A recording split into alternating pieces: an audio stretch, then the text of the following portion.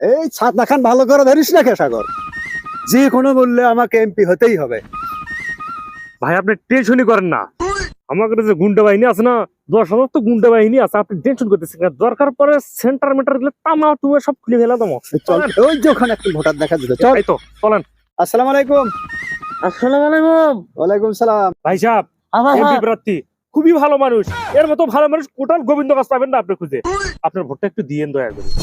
Vote নেবো একটা শর্ত আছে। কি সত্য ভাই? ভোট আমার লাগবেই, সব সত্য আমি মেনে নেবো।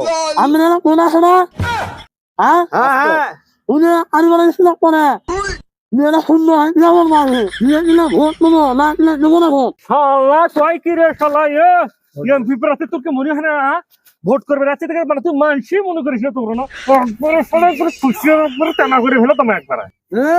হুসমান আলমের আমাদের 50 ভোট আছে, আর হুসমান আলমের 50 ভোট আছে আমাদের। ভোট দেখানো হবে। তুই সত্য রে বাবা। শোনা, তোর 50টা ভোট যেন মিস হয় না বাবা। 50টা ভোট তুই পাহারা দিয়ে রাখবি, আমি আমার মেয়ে পাহারা দিয়ে রাখবো বাবা। তোর সাথে আমার কথা ঠিক থাকলো বাবা।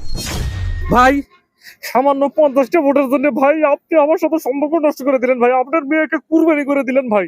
তাহলে আমার এই 10,000 গুন্ডা বাহিনীতে কি হবে আমার? পাগল, রাজনীতির ময়দানে নামছি, এমপিটা হতেই হবে। এমপিটা আগে হয়ে নেই, ওর তো যন্ত্রই থাকবে না। তুই কি জন্য আছিস? ঠিক কথা।